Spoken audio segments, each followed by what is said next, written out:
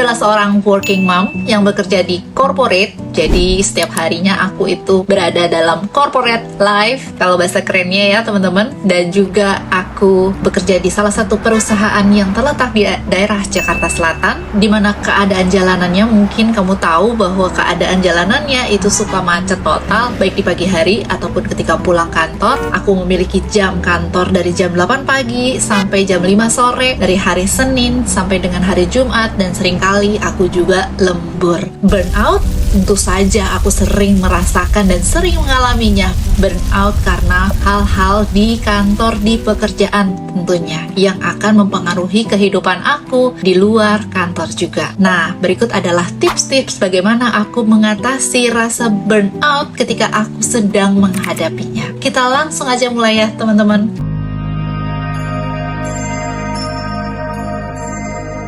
Atma, namaste. Halo teman-teman semua, apa kabar? Semoga semuanya selalu dalam keadaan yang sehat dan dalam lindungan Tuhan. Hari ini videonya adalah aku ingin membahas bagaimana cara aku menghadapi burnout atau stres di kantor. Tentu saja aku sering merasakan burnout dan stres ketika aku sedang menjalani kehidupan di kantor atau di pekerjaan. Karena pekerjaan bertubi-tubi datang, gak pernah selesai. Tetapi bagaimana caranya aku memanage supaya aku tetap tidak stres. Nah, berikut adalah tips-tips dari aku di mana aku biasanya melakukan hal-hal ini agar aku nggak burnout. Yang pertama adalah ketika aku mengalami burnout, aku selalu bilang di dalam hati bahwa it's just a game. This life is just a game. This is just illusion. Sebenarnya itu adalah salah satu dari mindfulness-nya aku, atau aku berusaha sadar menyadari gitu ya apa yang sedang aku alami, sehingga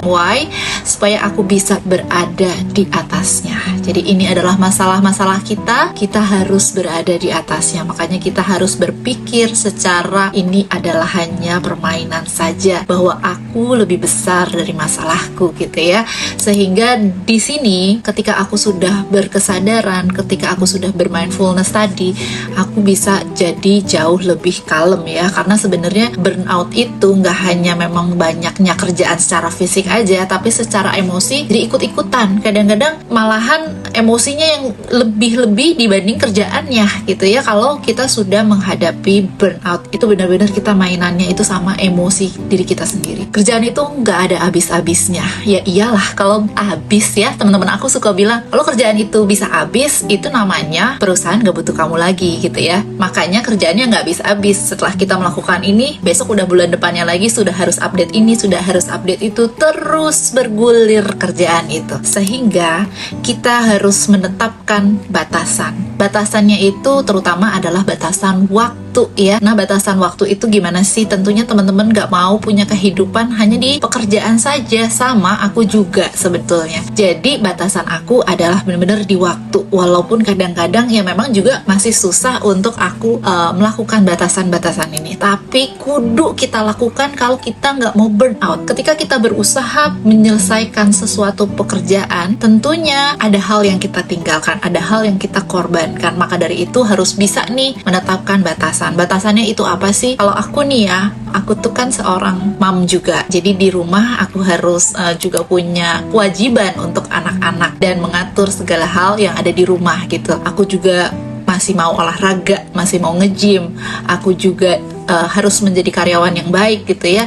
Aku juga punya hobi-hobi yang harus aku lakukan, contohnya dengan nge-YouTube juga gitu. Jadi banyak hal yang harus aku lakukan juga nih. Banyak hal yang masih mau aku kerjain gitu. Ketika kita melakukan batasan-batasan inilah yang benar-benar kita harus disiplin. Jadi misalnya, oke, kita kerja dari jam 8 sampai dengan jam 5. Di situ aku nggak boleh main-main. Aku full perhatiannya hanya kerjaan. Dan oke, aku menetapkan setiap hari Rabu dan setiap hari Jumat aku pergi fitness. Kalau aku lagi mau fitness, aku juga berusaha supaya aku gak sampai lembur atau pekerjaan tetap aku tinggalkan pada saat sudah selesai pulang kantor, pulang. Kerjaan bisa dikerjakan besoknya lagi. Hal ini bisa mencegah kita dari burnout karena kita melakukan hal-hal lain yang kemudian merefresh emosi kita juga. Nah, yang ketiga yang aku lakukan adalah list ulang. Sebenarnya catatan atau things to do itu masih penting banget buat aku. Bagaimana menurut teman-teman sekalian? Apakah sama? Kalau aku tuh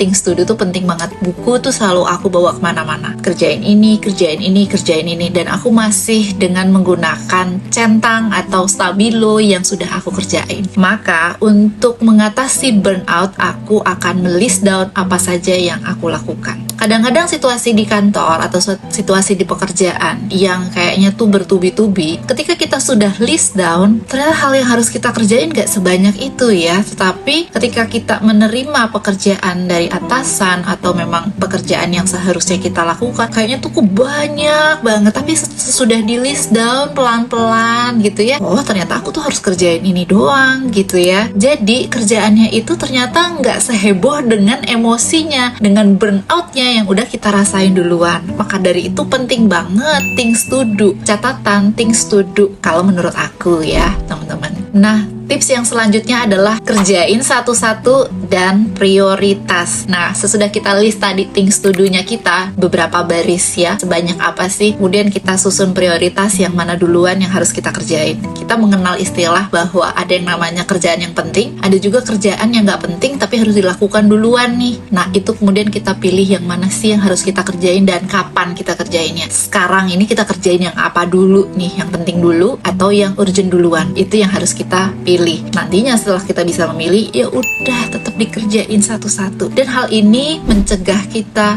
dari burnout atau setidaknya bahkan mengobati kita dari burnout. Kenapa? Kita jadi tahu apa yang mesti kita kerjain tanpa kita ngerasa stres duluan. Itu yang aku lakukan. Tips yang selanjutnya supaya nggak burnout apa? Ya healing tentunya. Healing itu kita bisa berarti bahwa kita melakukan hal-hal lain di luar pekerjaan yang bisa membuat hati kita menjadi lebih terobati. Apa aja sih, misalnya me time, nonton, ataupun tidak mengerjakan sama sekali, tapi tetap saja dalam batasan waktu tertentu yang sudah kita tentukan. Oke, besok libur, besok aku nggak mau buka laptop sama sekali, tapi aku mau jalan-jalan aja. Dan itu sangat bisa membantu kalau untuk aku ya. Jadi healing itu sebenarnya tetap perlu, atau bisa aja healing terbaik itu just tidur-tiduran. Kalau aku itu sangat penting banget tidur-tiduran. Ketika kita sudah bisa menumpahkan emosi burnout tadi, akhirnya kita bisa kembali lagi mengerjakannya lagi dengan semangat tentunya teman-teman. Tips selanjutnya adalah yang paling penting sebenarnya, yaitu bersyukur. Ketika kita sedang burnout, apalagi burnout di pekerjaan, kita berpikir ulang bahwa sebenarnya stres karena memiliki pekerjaan itu jauh lebih baik daripada stres nggak punya kerjaan. Stres masih digaji itu jauh lebih baik daripada nggak ada gajian lagi atau nggak dapet duit lagi gitu ya, istilahnya begitu. Di sini adalah aku menjaga supaya aku bisa nih memunculkan kembali melawan emosi burnout tadi. Biasanya bersyukur itu sangat membantu ya untuk mengatasi rasa burnout tadi. Sebenarnya aku sangat bersyukur karena saat ini tenaga aku masih dipakai, pemikiran aku masih dipakai. Itu artinya aku masih bisa melayani, terutama di kantor aku masih bisa membantu orang-orang yang ada di kantor aku. Dan sebenarnya in general kita masih berguna di masyarakat, dan in general kita masih berguna dalam membantu juga kehidupan orang lain walaupun hanya di kantor. Uang yang kita hasilkan masih juga bisa untuk kasih makan keluarga, bisa membantu keluarga atau memberikan donasi, dan ini membuat aku sangat bersyukur. Dan ini adalah tips yang paling ampuh sebenarnya, yaitu bersyukur ketika kita sedang burnout. Nah teman-teman, itulah 6 tips cara mengatasi burnout di pekerjaan versi aku. Terima kasih sudah lihat video aku hari ini. Semoga berguna dan bermanfaat, dan jangan lupa share ke teman-teman yang lain. I love you all. Atma, namaste.